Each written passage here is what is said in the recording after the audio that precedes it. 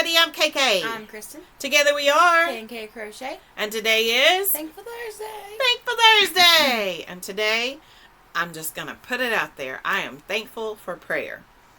Why am I thankful for prayer? Because it gives me a place where I can go when I don't feel like I have the answers. It gives me a place where I can go when I'm concerned about others. And it gives me an outlet to be able to say, hey God, I'm not good. I need you. Need you in my life. Need you to step in. Need you to intervene. Need you to help. And so sometimes we find ourselves in a place where we are used in ways that we didn't expect. And so this week, that's what's been shown to me, is that there are places and ways that God wants to use us that we didn't expect. And so that's all I'm going to say about that, except for I'm thankful for that. I'm thankful to be able to step in and to be useful, I guess is a way to, a lot of times I think we come on here and we talk, but we don't get to see you on the other side and see who's there all the time. Like, you may watch, comment, like, whatever, and we may see those things, but we don't know what's going on the other side, and you don't know what's going on over here, and things get set in transit that maybe we each need. A lot of times in the comments, you guys say things and I'm like, that's exactly what I needed today. It's exactly what I needed to hear. It's helping me get through today. It brightened my spirits today. It lifted me up. And that's what we always want to do, right? Is to lift each other up, to be an encouragement, to be someone who can say, hey, I'm here. Sometimes all you really need to be is an ear. Really. Sometimes all you really need to do is to listen.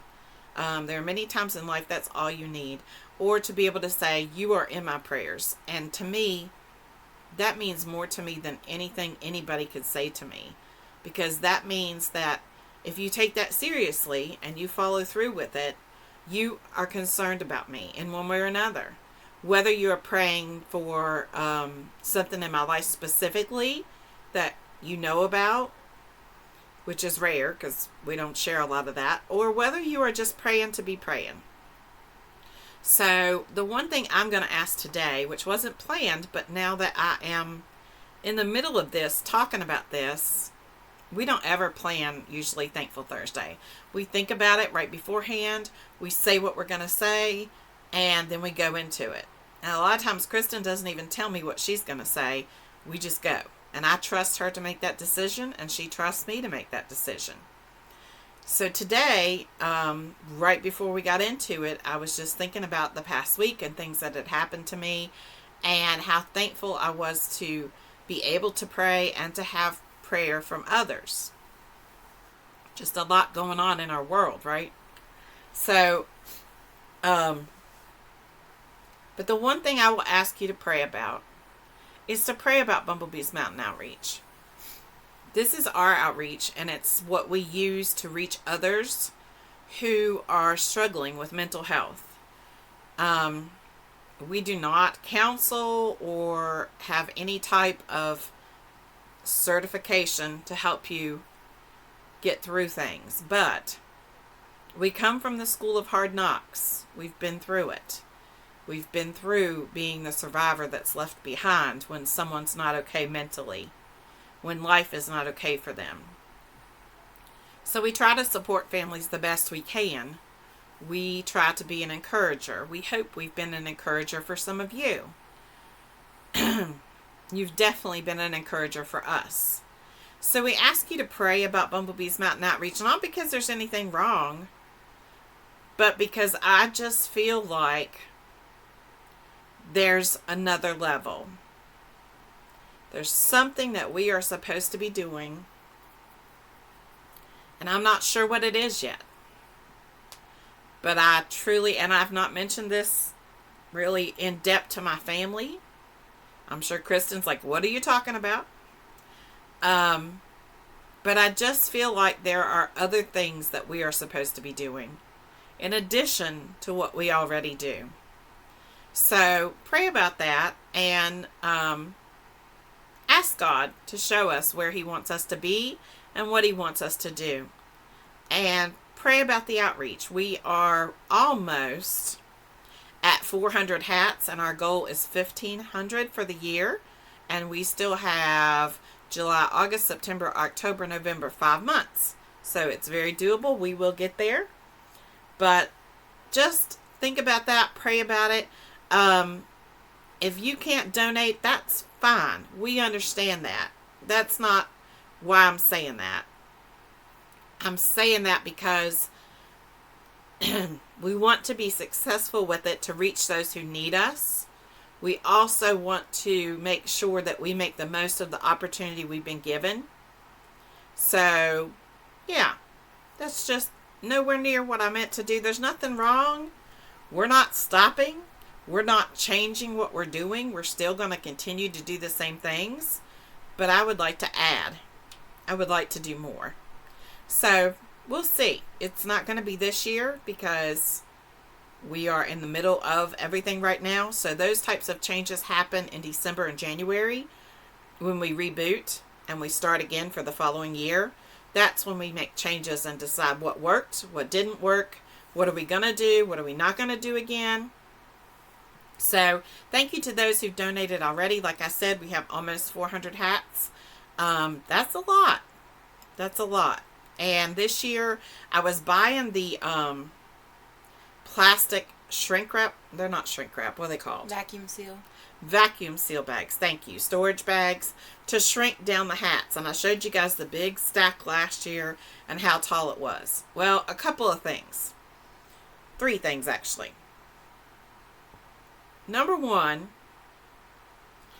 that's a monetary outlay that I do out of my pocket to take care of those because it's my problem that I can't stand to see everything everywhere, that I like it compact and put in a spot and neat and orderly. So that's on me. And I don't mind to do that. But here's what happened. All of the vacuum bags, and I've tried all of them. I've tried Dollar Tree, I've tried Walmart, I've tried Temu, I've tried some from our local stores here. All of them, because the hats get moved around a lot, and as far as like they're put in the bag, sealed, the bags are put away, the bags are pulled back out to sort them out and put them in their storage containers to be handed out. So by the time we do all that, and then the storage bags are folded up and put away and brought out next year, somehow those sealing mechanisms start to fail. Or the bags get a hole in them because, they're tossed around. We have lots of things. Their hats go in them for, and they're sealed. And then maybe it's not full. And then you put hats in them again. And you seal it. And you put hats in them again. You seal it. So sealing, unsealing, tossing them around, moving them around for what we do. They last 1 season. That's it. And they're just not worth it. Okay, so cost. Then they get ripped. Then the third issue I had, and I've seen this, I believe it was Mikey from the Crochet Crowd, but I could be wrong, so if it's not true, I saw something he said about putting yarn in plastic bags like that, and I can't remember what he said, but that it was not a good thing for the yarn. So I don't want to damage the projects that we spend so much time and energy on. And I did see that last year in some of the hats when they would come out of the bags, if they were made from a specialty yarn or a what we call bougie yarn, which is beautiful, that sometimes they don't fare well in those bags when you squish them all down because they hold the shape of whatever they're in and then they look all wonky. So I don't want to do that to our projects because, goodness gracious, the time, effort, energy, money that's put into them, I want them to be safe. So this year, the change that we made, and it was midstream, and I don't like to do that, but it happened in the past month, is we went to totes. And yes, that takes up more space.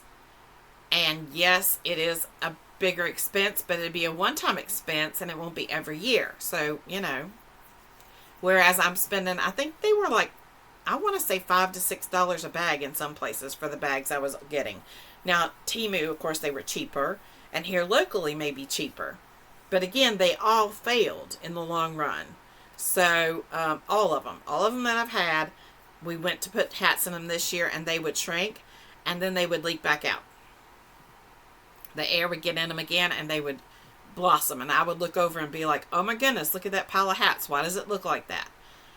So, and even when it was shrunk wrapped down in or vacuum sealed, it still was kind of messy looking when you got all different sizes. Because let's face it, when you vacuum seal that bag, it looks like a rock. It's all bumpy and lumpy, and all of them are different shapes, and they don't stack well.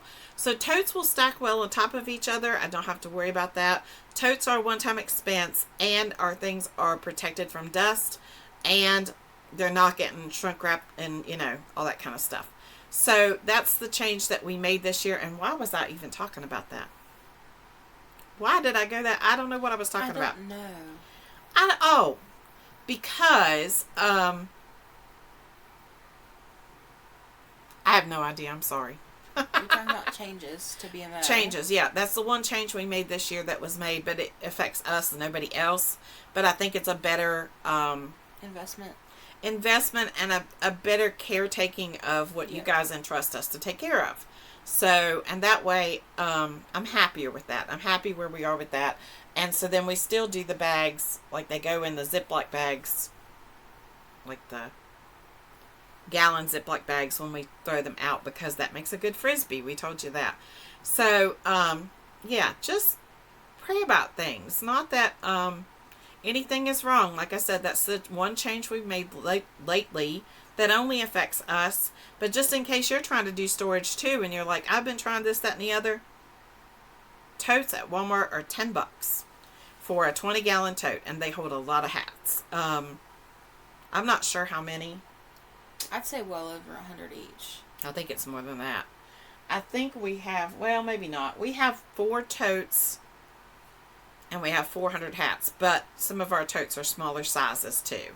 Because before I found these at Walmart, I was getting them locally. So now I will just go to Walmart and get them when I need them.